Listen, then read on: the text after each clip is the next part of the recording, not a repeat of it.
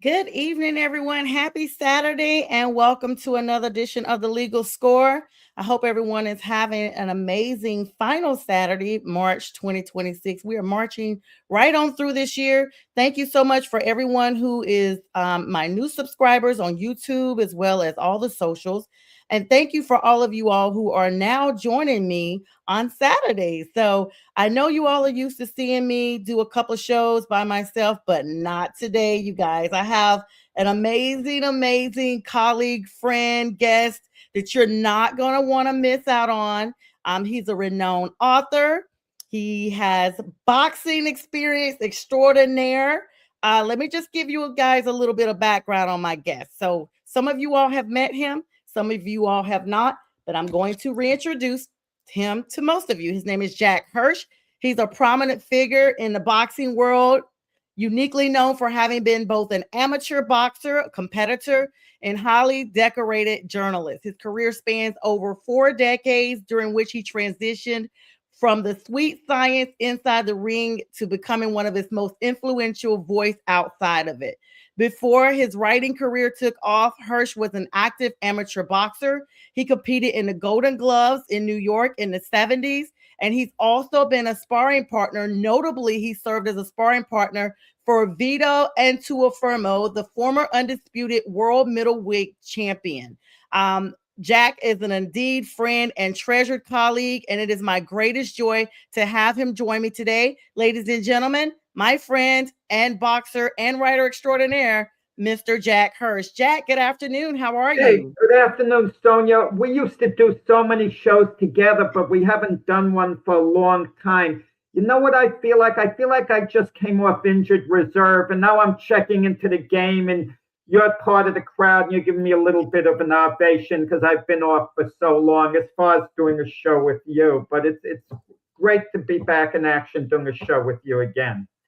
I know. Thank you so much, Jack. And you're right. We used to do shows together 3 and 4 times a week. Those were the days I got busy with school, but don't worry. Hopefully, one of these days soon, I'll have a break. And I definitely do not plan on having you absent from my platform for an extensive amount of time that has been. Now, Jack, you've been busy since the last time we spoke with you. And so today I want to congratulate you on this newest achievement, your authorship of the Michael Spinks autobiography. I'm There super we go. excited with you. An There is a book. authorized biography on Michael Spinks. Book's never been written solely on Michael Spinks before, one of the greatest fighters in boxing history. Mhm. And here it is, Michael Jinks Spinks. And I really enjoyed doing this book with Michael. And the ironic part about it, I wasn't the biggest Michael Spinks fan when he was fighting. Nothing against him. I never rooted against him, and how I came to do a book on Michael Spinks. You're probably going to ask that next. I had written so many magazine stories, Sonia, one after the other, but all anyone asked me about was when I was writing a book. And you Mhm. know what it felt like? I felt like a ball player who's had a great career, a good career, I should say, but have never been on a championship team. So until that book was written, finally I did it. And, I wanted it to be on a high profile individual in the sports world and in the boxing world. But the problem is, some of the iconic boxers, most of them have had at least one book written on them. But somehow Michael Spinks never had a book written on him alone. And especially for it to be an authorized biography made it special to me. Because as you know, if someone, Sonia's a public personality, you do not need their permission to write a book on them. You could just go ahead and do it anyway. It's public Right. domain. And you know the terms better than I would, being in law school. But I called up Michael Spink's representative and I said, I'm going to write the book on him, whether I have his cooperation or not. It wasn't a threat or anything Yeah. like that. His representative understood. The only way I wasn't going to write the book on him when I made that call, if they told me he was about to come out with a book, I wouldn't have Mhm. wanted to crash the party. On moral grounds, I would have backed off. But I said, I'm going to write the book, but I'd love to have his cooperation for it to be an authorized biography. expecting the answer to be no. They said, well, let us get back to you. Let us talk to him. I get a call an hour later that Michael's on board. They put him on the phone, and it's all a go, an That's authorized biography awesome. where I was going to have his full cooperation, and I did. Yeah, so do me a favor, Jack, because I put you on the left side because I want you to hold that book up again.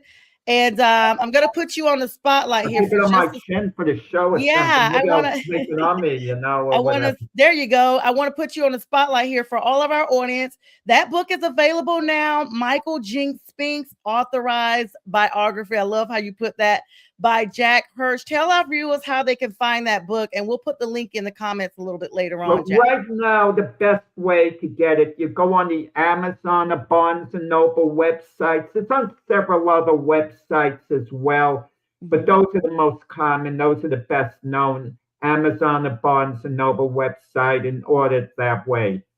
I mean, that's the simplest way of getting it. Eventually, it's going to find its way, hopefully very soon, into the regular bookstores. That's the plan, with the publisher. But it just came out now, so the best way to order it online to get it quick, the quickest way possible. I love that. And congratulations again, Jack. I'll have you hold that up again a Yeah, little bit and that's later back on. there, Michael Oh, Jinks things yes, I with the love glove. that. All right, y'all heard it here first. Jack once again has done the most. And Jack, this is really big. I mean, this is not your first authorship by a long shot.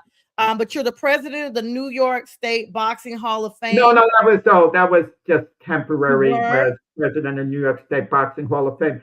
I was a six-term president of the Boxing Writers Association of America. okay, That I took great pride in. The other thing I did just temporarily, stepped in for a like little an while, interim.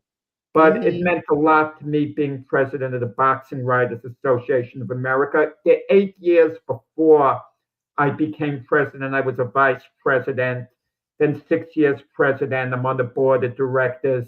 I'm the equivalent right at this moment of, let's say, Secretary of State, of Okay, the boxing writers right now. I have a lot of clout, a lot of pull, thankfully, I love because it. President Joe Santoliquido, values me tremendously, and I appreciate that.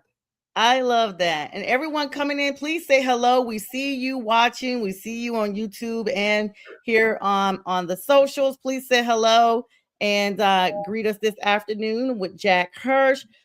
Jack, are you still the senior American correspondent for Oh Boxing yeah, News? yeah. That's been since 1989. The senior American correspondent. It's called now Boxing News Monthly. At the Hmm. start of 2026, Hmm. it got switched over from a weekly print publication, and they have an online site too, to a monthly, and they added a lot of pages to it as well. So it was called Boxing News all the years, but now it's called Boxing News Monthly. Yeah, it's a great publication. It's based in the UK, but it Yes, goes that's what I was going to say. It's the worldwide. UK. That's Yeah, awesome, Jack. Now, I know that, as they say, birds fly south in the summer and well, in the winter. they do. And Where it's the summer and winter. it's the winter. It's the winter. Let them Everyone go to knows. heck where they want, the birds. Who cares? Well, we know you're a New Yorker by way of Rockaway, but I personally know, and looks like the internet knows too, because when I looked you up today, it says you vacation in Boca Raton, Florida, and you are have often been spotted with J. Russell Peltz in the South Florida area, the Hall of Fame promoter. Is that Oh, true? I didn't know that. How does that come out? How do you investigate that? I meet Russell. He's next town over to me when I'm in Florida for the winter. I came back to New York a little early. I had some business this particular year, but I was there in Florida. I meet with Russell. We get together for lunch. Now, there's a legendary promoter. He promoted, wow, some 50 years or something Wow. in at the Philadelphia Spectrum. So he really is a legendary boxing promoter and a friend. But he's still in the business as a manager right now. He wrote his own book called $30 in a Cut Eye, Okay. too. But I'm not going to expand on his book. Yes. I'm going to just promote my own now. Yeah, now beyond boxing news, I know that you are a contributor a lot to the Fight Journal and also Boxing News Online. You're one of the sport's most respected historians, Jack. How's that been for you? I think, believe it or not, a lot of people might refer to me as a historian. I don't consider myself one at all, and I'm going to tell you why. Being knowledgeable in a sport doesn't make someone a historian as knowledgeable as they might be. And I'm not saying I'm so knowledgeable.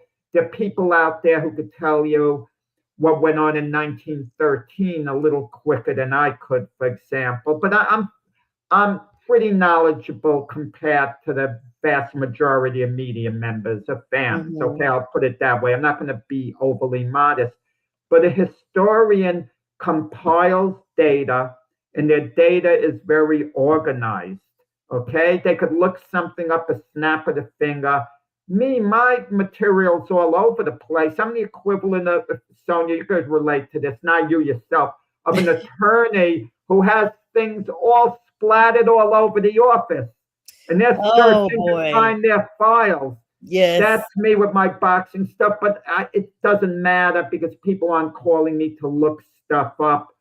Because usually a lot of things I have up here, number one, and number two, things have changed in society where where things would have to be put away like magazine stories for research, and that's still important. Old stories, you can look so much up online these days. Mhm.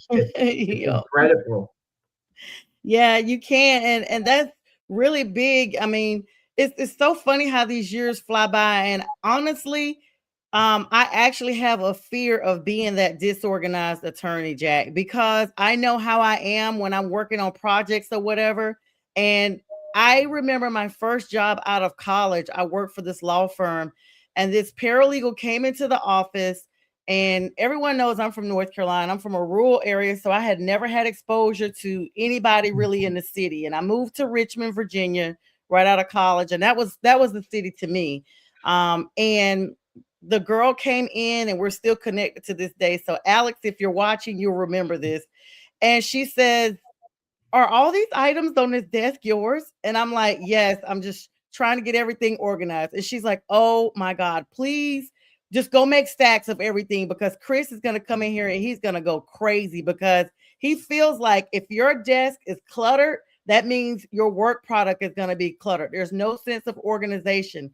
And at 23 years old, right out of college, I never forgot that. That was a lesson that stuck with me. And every job I've had since, even if it involved a lot of files and papers, I've always made a mental note that once you take everything out, just make small stacks because I never wanted anybody to come in and say that it looked like I was unorganized. And I've worked for attorneys that I've literally almost fallen in their offices because there's stacks of files all over the floor, and they know where the stacks are, and they'll say, "Go to this stack this far from the wall and pull this out." And you're like, "How do you know these things?" So I definitely, just a little plug there. I totally get that, but I know you are very meticulous just from the exposure I've had with you over the last couple of years, and I just know that that's not you. So maybe you're not in the age group to be a historian, but you've been able to preserve the history of the sport itself, and that's very highly commemorative and plausible. So thank you for that, Jack. Let's talk a little bit about your book, Michael Jinks Spinks, an authorized biography, just released on March 3rd here. Now, this book is the definitive account of the life and career of Michael Spinks. Jack, you actually in this book demonstrate decades of old school reporting and personal relationships within the sport to chronicle his unique journey, including the historic rise he had from the Olympic gold medalist to the first reigning lift heavyweight champion to win the world heavyweight title, as well as two fight series against Larry Holmes. You documented those, and you took a deep dive into Spinks Jinx and his life outside of the ring, actually written with the cooperation of Michael himself. How was that? And can you How did go you get that material? I didn't know that stuff was out for someone to look up now. Wow, you're I good. have I did, listen. I have my ways of finding out things, and no, I Yeah, didn't. No, I didn't Google it. I went through research channels. So cool. Because my publisher sent me the press release, which looked pretty good, was 90% good, but I wanted it to be tweaked, and I gave it to them a week ago, and I'm still waiting to get the darn release back for them to for me to approve for them to send out. But sounds maybe like they you need to send it get me out. to do it for you. Yeah. Oh, please tell me. But what was the question? I'm sorry, So Sonia. I was just wondering, chronic going back in history and looking at Spink's jinx, as well as taking us through some of his personal relationships, as well as his journey as a champion, from light heavyweight champion all the way to the world heavyweight title, and the two fight series, the major series against Larry Holmes. How was that, actually getting this all pen to paper? How long did you actually take to work on this project, Jack? It took me about to write the actual book about 8 months. The writing itself was secondary, but I wanted to be meticulous, so I watched a lot of old fight films. Now, Mm-hmm. every fight film I could get on Michael, a bunch of interviews from the past on Michael. I knew a lot about him as was, but all the little details, getting in touch with people to talk to, like old opponents, people involved in his career. Oh His wow. brother, his brother Leon, who had passed away, but I spoke to Leon's, former wife and so on, and just everyone who I thought had some type of link to Michael that would be worthwhile. But in some cases, I didn't speak to everybody because it was an authorized biography. So I respected Michael's boundaries. A few people he preferred I not really speak with. Mm-hmm. So I respected his wishes. Okay. And there's certain things too, like that I wrote about in the book. They talk about fighters, whether they have dementia, this or that. And Michael was tested yearly at the Cleveland Clinic uh, for that particular thing. It's a program that they have where they test former fighters, and Mm-hmm. they have HIPAA laws. Even though I'm his biographer, I have to go on what he tells me. Wow. I can't start investigating. Or if he doesn't want me to speak, like I said to any individual, I can't call that. It wouldn't be ethical if I called that individual and tried to get some information, against his wishes in any way, shape, or form. So I Right. cooperated with Michael. He understood to a point because I told him at the beginning of this book, it's not going to be a fan book. I'm not going to be a Mm-hmm. fanboy. There are going to be parts of this book and times you're going to feel tremendously uncomfortable talking to me because the questions I'm going to ask you, I'm going to make you feel tremendously uncomfortable. And I expect you to answer those questions very honestly. And I said, once in a while, I'll adhere to your wishes and not put something in once in a while. But Mm-hmm. that's only going to be like a rare request. And you're going to have to limit the amount of times you tell me you don't want to talk about something, I shouldn't put something in. And I said, some topics are going to be important enough. One I'm going to insist they be in. And we had a contract that said, really, I have editorial control, that I would have editorial control over the book. But I would respect his boundaries. And I did. There were some things like, I don't want to get into the particulars who he asked me not to talk to or so on.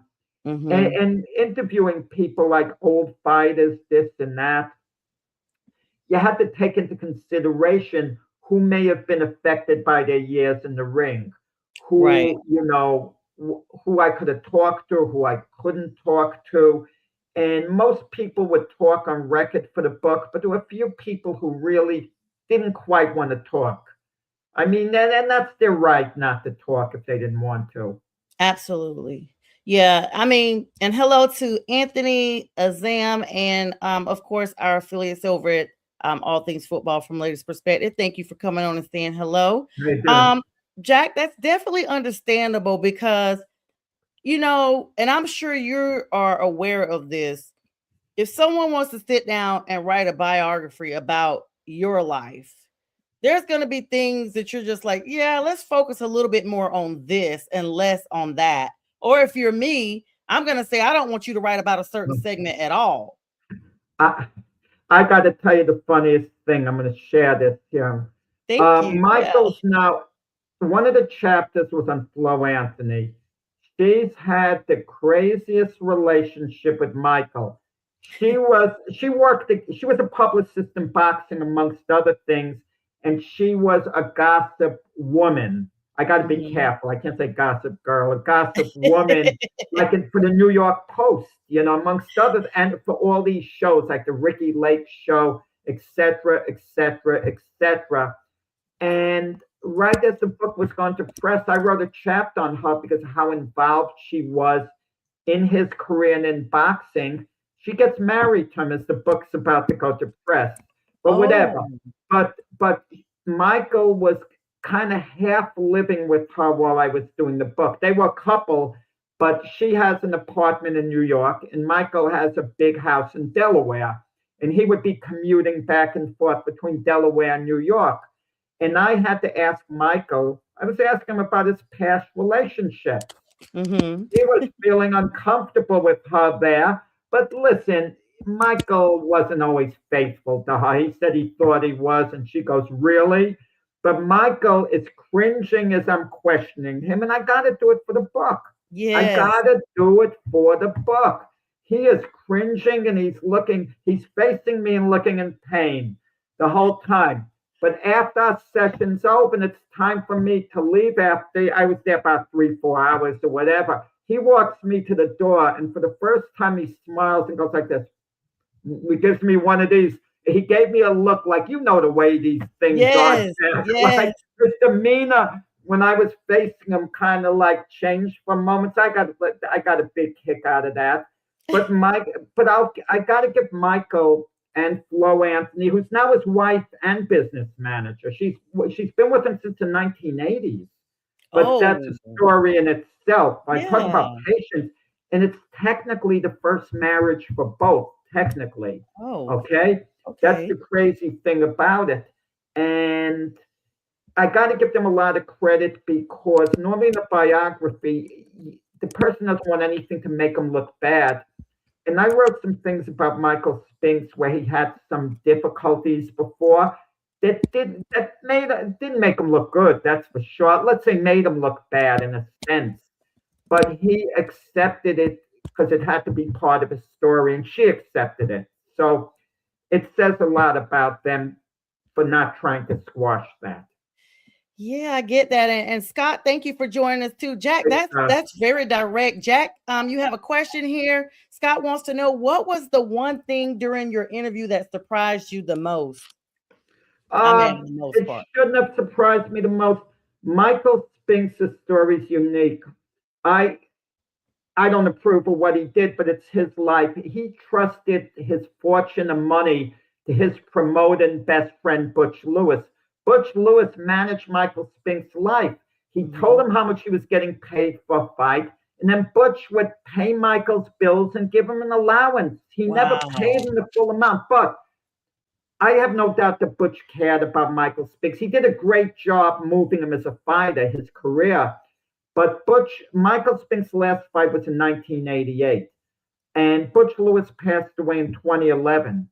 Till that point, the 23 years after he retired, Butch would be paying all his expenses. When Michael became world heavyweight champion, he upped his allowance from 1,500 a month to 10,000 a month. Oh It my sounds like a goodness. lot of money, but it sounds like a lot of money, 10,000 a month. But when you think of the amount of money you earned as a heavyweight champion and what it's drawing in interest, you could afford to give the 10,000 a month. But Michael's bills would be sent to Butch Lewis's office, and Butch Lewis did pay him off. But as soon as Butch Lewis died, uh, and Butch had been in poor health leading up to it, but Michael never thought what becomes of me if something happens to Butch. The money, Michael's bills stopped getting paid. His health Wow. insurance lapsed. The taxes weren't paid. He was destitute for a little while, and Michael had to sue Butch Lewis's estate to get some of the money back. And then they found out that Butch had set up a retirement account. Michael remembered from many, many years ago, and that helped Michael out. And Butch did some good things. When Michael bought his home in Delaware, and he lives down the block from Joe Biden in Delaware. Oh, okay. They paid the house off completely in the beginning, no mortgage. So Michael isn't wealthy today, but he's comfortable. Okay, he's comfortable. He's well off. He's comfortable. As long as he's careful in how he spends his money, he'll be fine the rest of his life. But at the end of the chapter, after Butch left him destitute, his trainer, so on, his promoter, excuse me, I said, if you had to do it all over again with Butch, would you? He goes, absolutely, hang by Butch. And I said, if Butch could come back to life and said, get rid of Jack, we don't need him writing this book, would you get rid of me? He said, you'd be out the door in a moment. And Michael and myself on really good terms, but he was being honest with me. Yeah. Butch had this stranglehold on his head for whatever reason. His loyalty and love to Butch was so great, to Butch Lewis, who was 10 years older than Michael, that no matter what Butch did to him, he couldn't be angry at Butch. No matter, but I think what happened with Butch Lewis's promoter, his mindset was he was going to take care of Michael the rest of Michael's life, but the money was running dry because a month or so before Butch Lewis passed away, he threw himself a 65th birthday party. And Butch Lewis was buddies with Denzel Washington and Robert Johnson, who owned the Black Entertainment Network and who owned the Charlotte Hornets, by the way. He sold it to Michael Jordan. They were Butch Lewis's buddies. And he made this big bash for like $100,000 and reportedly went into Michael's life insurance policy to pay for it because Butch had power of attorney. Oh, wow. And hello to James. Hey, J-Train. J-Train coming on. Yeah, that's a good one. Dysfunctional. Yeah, I mean, dysfunctional if you trust anyone outside of your spouse in a great marriage to handle all your money. That is a no-no, because I write in the book, eventually, you know what the mindset becomes? The person starts thinking, well, it's our money, because they've had it for so long. That's kind of the mindset, and they kind of dipping into it little by little. Yeah, and that's definitely the things that comes out when you're writing, these biographies and autobiographies. You're seeing everything firsthand. Jack and I need to take a small break, but we will be right back. Jack Hirsch, renowned author and boxing extraordinaire. Jack, we'll be right back.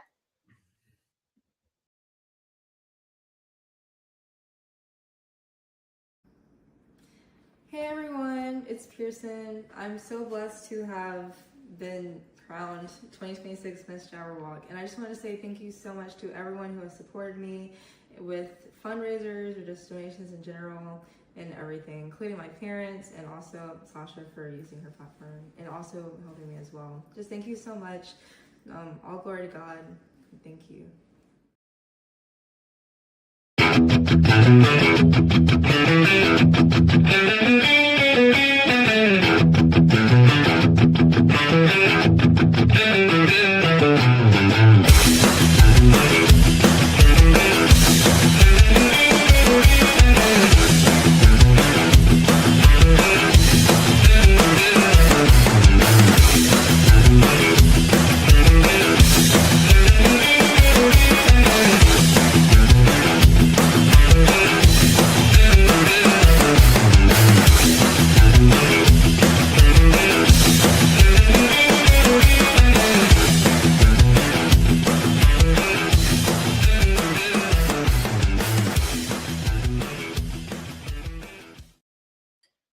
right, and Jack and I are back. This is our second half of the show. Jack, you know these time goes by so fast when you're having fun, and this is absolutely amazing. If you're just joining us, I'm sitting down with Jack Hirsch, the author of the Michael Spinks autobiography. He's going to give you a little bit more information as we get ready to wrap up in the end about how to purchase it once again. Having a great conversation here. Jack, you've talked about some of the background on the book, but in general, you've written thousands of articles. But why was now the right time for the definitive authorized story of Michael Spinks, in your opinion? It it just happened. I happened to come upon Michael Spinks as a topic by chance, and I don't know why it took me so long. Why, and I don't know why someone else didn't take the initiative with all the great authors and write a book on Michael Spinks. There was one book written many years ago called One Punch from the Promised Land. It was a book on Leon and Michael Spinks, but Michael wasn't interviewed for the book. He wasn't interviewed for the book, and I don't believe Leon was interviewed for the book, even though it was an excellent book. It was an excellent book, and I recommend someone, get that book as well. But this was, an authorized biography with Michael. I mean, that I feel is the difference between that and maybe other books that might be coming out. But I was on the phone with a buddy of mine, Don Majeski. Don Majeski, for years, worked for Butch Lewis Productions, Michael Spinks' promoter. He was around Michael Spinks for years, and in the office, he had all these stories. We're talking and laughing about it on the phone, and then it hits me all of a sudden. Why don't I write a book on this? I say, Don, well, you have a lot of stories to tell me, right? You could help me out. He goes, absolutely. And before that, I had a couple of other world champions I was going to do a book on. One of them I knew very, very well. I met with him and his wife. We sat down and we were about to, I just needed him to okay it, but he was too nervous to talk about things in his past. Too nervous, maybe figured people in higher places, whatever. But then I saw it wasn't going to work out.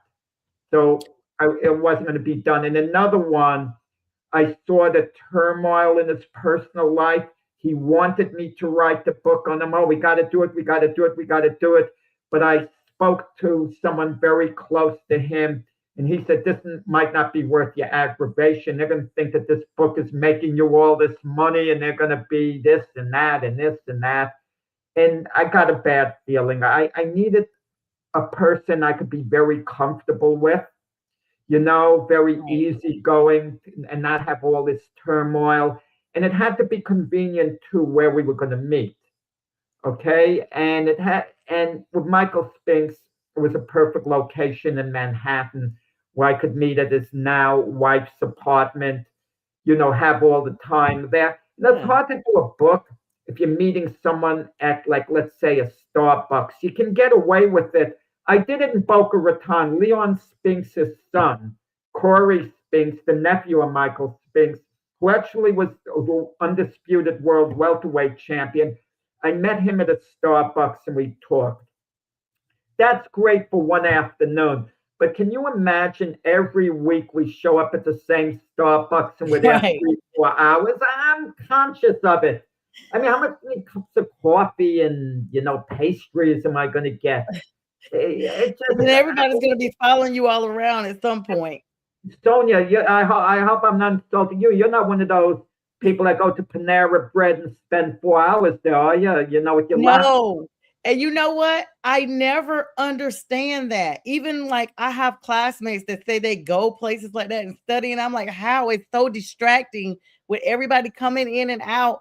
I go in. I don't even think I've ever dined inside of a Panera Bread or a Starbucks. If I do, it's within 10 minutes, and it's because it's cold and I don't want to walk right back outside. But I've never spent hours at either location. People like to hang out on Boxing Hall of Fame weekend. I went with some of the guys out to dinner. But we wanted to talk boxing all night, so we went to a Dunkin' Donuts. Eventually, they started sweeping by our feet. And when the broom brushes against your foot, it's time to go. Time to go. Yeah. I mean, you brought up Leon a couple of times. Michael was often Right. overshadowed by his brother Leon's more exuberant personality. What Yeah, yeah. most Still is. surprising thing, about that and the difference of him and Michael's character while you were working on the book with him? Oh, they're different as night and day. The brothers were very close, Hmm. and Michael loved Leon and vice versa.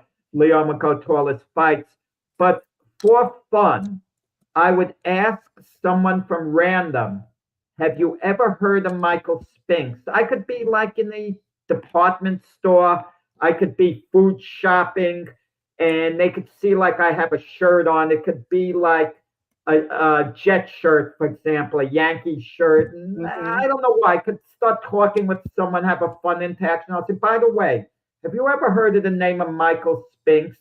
More often than not, they confuse him with Leon. They say, "Oh yeah, yeah, he had the gap of teeth in his, between."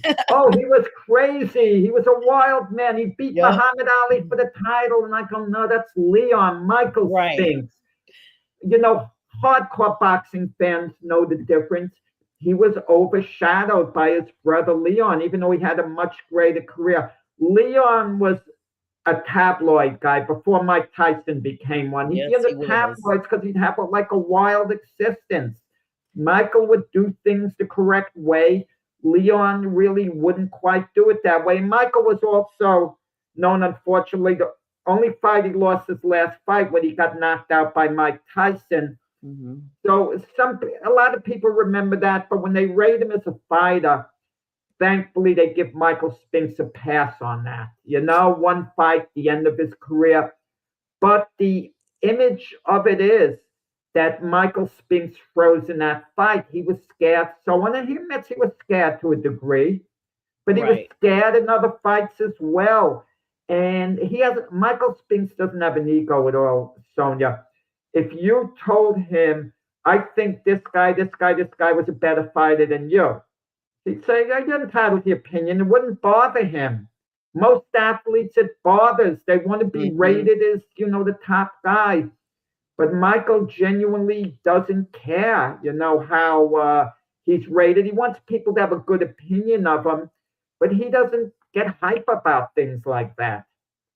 Yeah, that's funny. I wonder how his family felt, their family felt, two brothers, both of them professional boxers.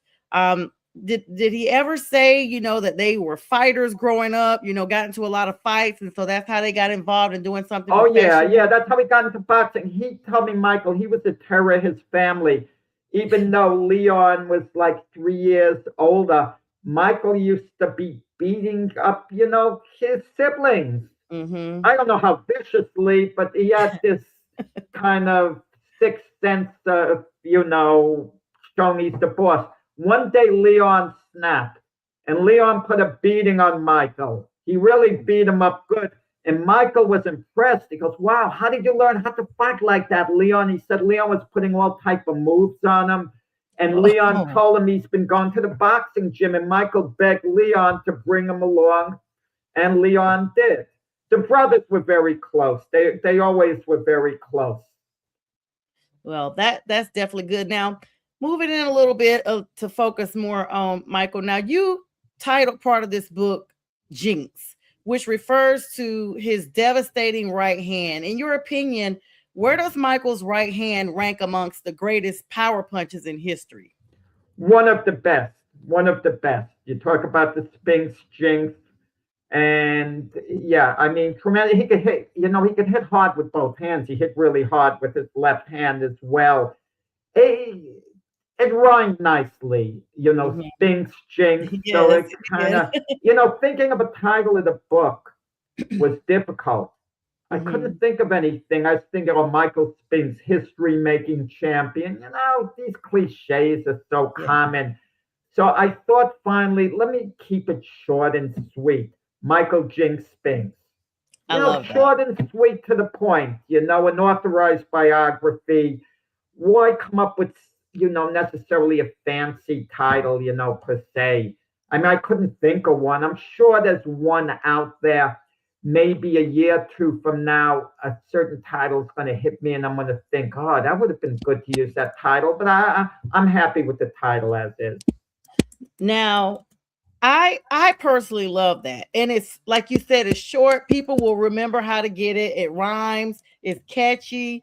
And so you have to think about things like that. Now, his move from light heavyweight to heavyweight to face Larry Holmes. Let's talk about one of those matches he had in 1985. This was a historic matchup. Can you take us through the atmosphere in the locker room or the press row that night? Yeah, Michael was trying to do something that was never done in boxing history, become the first light heavyweight champion to win the world heavyweight championship. And every other light heavyweight who tried before had failed. Billy Conn came a little close until he got knocked out by Joe Louis. And it was thought that Michael was going to be overmatched. Now, he brought in Mackie Shilstone. Mackie Shilstone actually worked with him as a light heavyweight, and they transformed Michael's body. Michael was ahead of the time in the way he trained. Boxers would train in a long, slow distance. They do their road work, long, slow distance. They had a traditional boxing workout. Oh, you hit the speed bag, you hit the heavy bag, you jump rope, you shadow box, you spar. The typical things. Michael would be doing intervals on the track. He'd be doing special type of weight training. He'd have a special type of diet. And Michael always had to make the 175-pound light heavyweight limit. When he fought Larry Holmes, he was 200 pounds for that fight. He actually won 99 and 3/4. We break it off to 200 pounds. And that was shock number one. And people thought it was artificial weight. But Michael just was like in great, great shape. And he wasn't confident at first he beat Larry Holmes. And he signed for the fight. He says to Butch Lewis, do you think I can beat him? He had doubts. But when Butch said he could, Michael says, okay, let's go out there and try to do it. That was his attitude. And the fight is also known, the first Larry Holmes fight. Larry Holmes is 48-0. He wanted to tie Rocky Marciano's record of 49-0 in that fight, and thought Spinks would be an easy opponent. And Larry Holmes did talk to me for the book. And he said he thought he could just lay on Michael and tire him out. Oh, wow. But it was a close fight. Michael justifiably got the decision. The rematch was another close fight. Could have gone either way. Yeah, those are pivotal moments. And Jack, you've been ringside for over 4 decades, excuse me, and you still use a pen and paper while everyone else is mostly on laptops. How does that tactic approach give you the digital reporting misses? I don't, because I'm not when Boxing News is a weekly and I cover show, I always had a 24-hour window to get it out. 24 hours. So I could take my notes and then go home and do the report. That's why one special story meant a lot to me. I did a story that I was truly on deadline. When I say deadline, not a 24-hour deadline, like a 45-minute deadline, only once at the International Boxing Hall of Fame. I did a story for the Virgin Island Daily News. That's their big paper in the Virgin Island. And one of their fighters, Julian Jackson, was inducted in the Hall of Fame. I had 45 minutes to get the story out. Oh, wow. And I got it out, and it was like I felt like I won a world championship because I had never had a deadline like that. And I remember just sitting there, out at a cafe, having my meal, just looking out, feeling so good about myself. But I've had a 24-hour, window usually in the past with Boxing News when it was a weekly. If there was a show on a Saturday night, they really didn't need it until very early in the morning, Monday, meaning Sunday night, my time. So I always had a gentle deadline. Yeah, those deadlines are something, and kudos to you for getting that done in 45 minutes. I can only imagine You had to be like, your blood pressure had to be through the roof because that is less than an hour. That is extremely fast. That was a quick one, but that was important to me that I actually showed I could do it. Otherwise, I'd always be wondering, was I a deadline guy? You know what the difference was? I compared. I'm like a middle distance slash marathon runner, and those are like, and then you tell me, and those guys can't run 100 meters and compete at all. But imagine one of them could compete in 100 meters, not win the race necessarily, but not get blown out. That's what it felt like. I was running 100 meters, Wow. speed, and yeah. Wow. Well, I and we love know track and field, by the way. yes, and I know you still run and all that good stuff, Jack. So that's a great comparison there. Now, just want to go down memory lane for a little bit. You saw the Ali versus Frazier duo in the Garden in '71. How did that Sitting in the single night last change? row. Teenager sitting in the last row. Wow. How I got a ticket to that fight is crazy. Tickets sold out like that. That was the greatest sporting event in history by far. I mean, like I even refer in the book when they talk about the Tyson Spinks fight, trying to compare it to Ali and Frazier. I was polite by saying that's a major stretch. If and I'm Spinks' biographer. If the Spinks Tyson fight, if they put it on the undercard of Ali Frazier for the interest, we would want the Spinks Tyson fight to get over with quickly because we'd be so anxious to see Ali and Frazier. That's how much bigger Ali and Frazier was than anything else. But so what happened? It was $20, for a seat up in the rafters. It sounds like peanuts, but tickets were priced 20 to 150 at that time. This was 1971.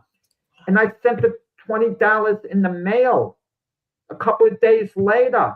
And miraculously, a ticket comes back. They not only didn't pocket the money, they sent me a ticket in the mail. Oh, my like, goodness. what? And years later, I found out how I got in. I was close with Tommy Kenville. He did public relations for Madison Square Garden, for the Knicks, and for boxing, so on. And he was handling ticket requests with others for the fight of the century, Ali and Frazier. He said that we sold out immediately in a snap of a finger, but there were a few seats, single seats scattered in the Garden. Oh, he said, because you asked for one seat and by chance we took your envelope, you got a ticket. It was like the biggest fluke, he said, that you got a ticket for the event. But I'm going to tell you a story. That Ali Frazier first fight was the most exciting day of my life. I'm not saying best day. Wow. There's a difference between exciting and best day. Most exciting day of my life. Listen to this. 50 years to the day, 50 years to the day, I had a grandson born.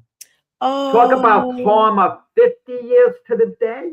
That is what are so the odds cool, of that Jack. happening? That's insane, isn't it?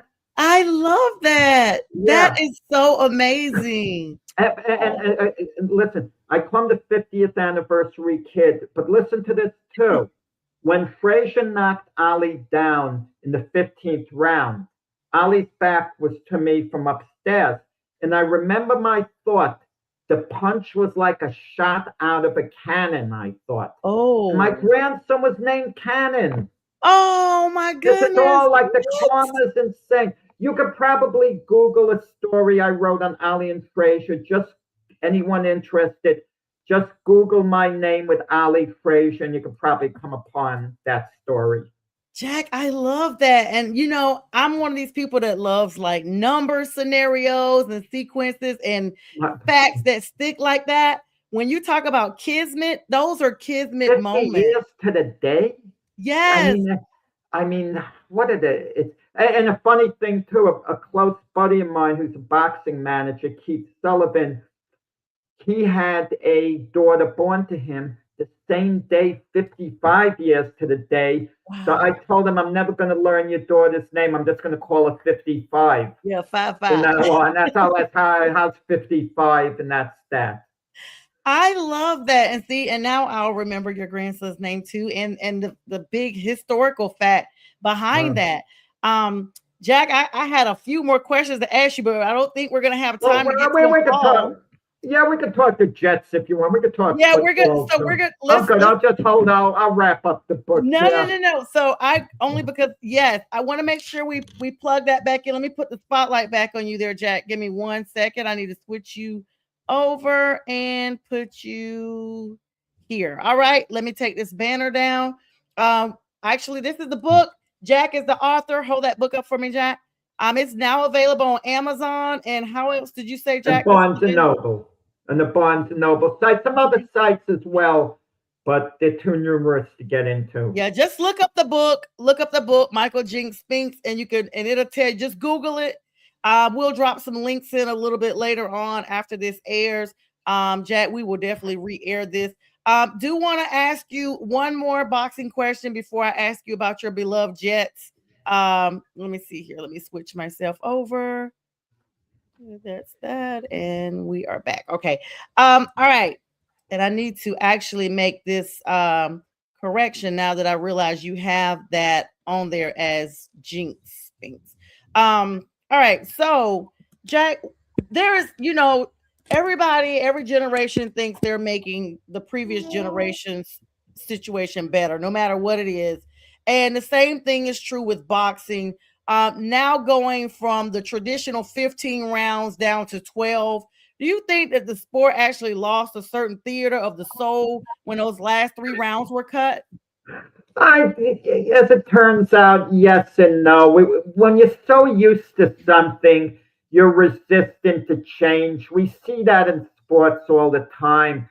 Well, we heard it about instant replay. You can't take responsibility away from the umpires, the officials in football, basketball.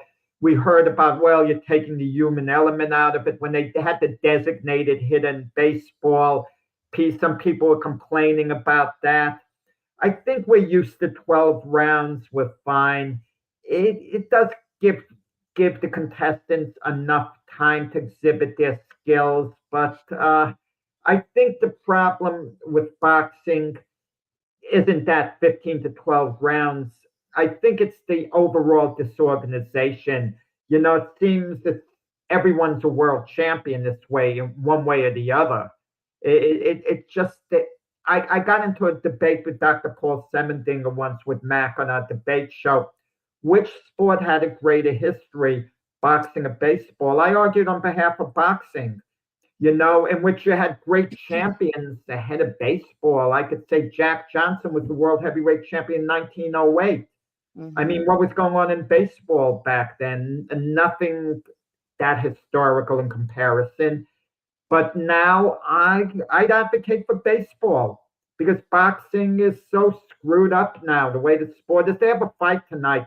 Sebastian Fondura against Keith Thurman. Keith Thurman's had two fights in Yes. 6.5 years, and it's on pay per view. Are they kidding? I don't bother to get these. It's my sport. I don't bother to get these pay per view rip off shows. I'll catch it on YouTube the next day.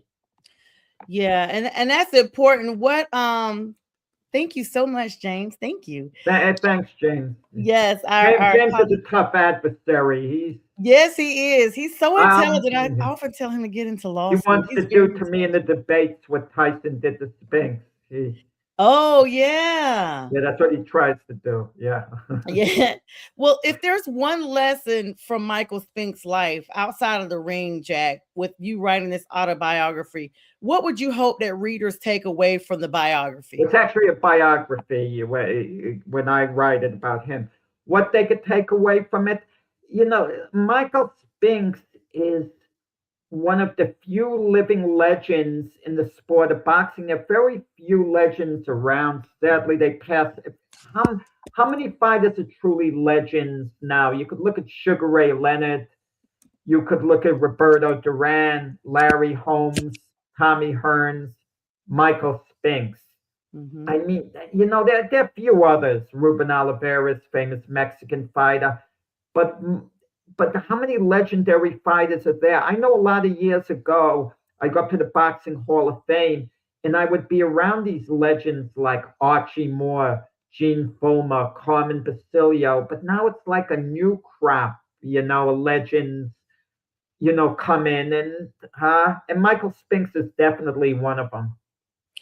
Yeah, that's definitely good. And of course, you being an educator in the NYC area for over 30 years, I know you had interviews at night while you were educating during the day. Well, I know that had to do something with your interviews as you know well. what I'm proud of? You know what I'm proud of, kind of? What I've done more than anyone else. I've presented more awards to high profile boxers than anyone else in the business. It's not That's even close. I presented an award to Michael Spinks before this book. That's the only time I ever had an interaction. I presented an award to Leon Spinks. I presented, you could catch it on YouTube, the Floyd Mayweather and Manny Pacquiao fight at a year. yeah, I had to give you an applause there, Jack. It's my warning to quiet down. We're about to end the show. It's close to being ending anyway. Yeah, no. We got about 2 minutes here. Oh, okay, sure. I want to talk to you real quick and absolutely amazing. The Congratulations Jets, again on the this Jets. book.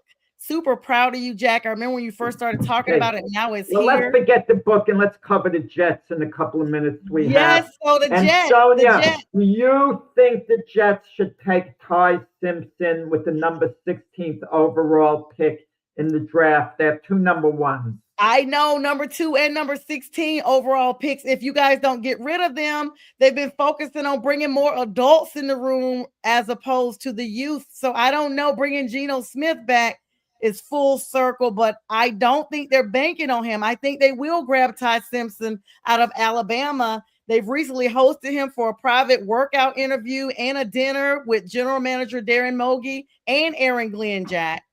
Yeah, they have a great track record, Mogi and Glenn last year. Who cares? Please do not draft Ty Simpson with the 16th overall pick. This is going to be a lost year. Gear for next year when you have a great quarterback crop. The best of the bunch is Trinidad Chambliss, who's going to be great. I predict he wins the Heisman next year, Chambliss, but he's going to be great regardless. Maybe Arch Manning develops, maybe a couple of the other. He's the reason why this draft class is not good this season. Yeah, well, the college draft class will be good. Ty Simpson is, I mean, forget about it. If Carson Beck is available in the 4th round, draft him, take a flyer on him. But, even trade to move into the 3rd round to grab Carson Beck, who's probably going to be there. But don't count on him to be a quarterback of the future. But, you take a chance on him. Geno Smith is not even going to be the starting quarterback. That's what I was going to ask you. He won't last the whole year as a starting quarterback. It's a loss. Look, how good is Geno? As soon as he leaves the Seahawks win the Super Bowl. And as soon as he goes to the Raiders get the number 1 overall pick in the draft. Give me a break. Come on. Yeah, and he was with Pete Carroll. So there's that. But Jack, it's been an absolute pleasure having you on. We'll have to have you on again. Make sure you guys go out and grab that book. Michael Jinx Spinks, Amazon. Yes, let me put Jack on. Let me put Jack on. Oh, where'd you go, Jack? There you go. Let me put the spotlight on you for a second here. On Amazon and did you say Borders? Barnes and Noble. Either one, Amazon or Barnes and Noble. Most people go to Amazon to their website. Yes, have people go to Amazon and we'll get that taken care of. Jack, thank you so much for joining me as always. Thank you, everybody. Have a great Saturday. Join them in the morning for the big Sunday morning sports show. Jack, always a pleasure. You guys have a great weekend.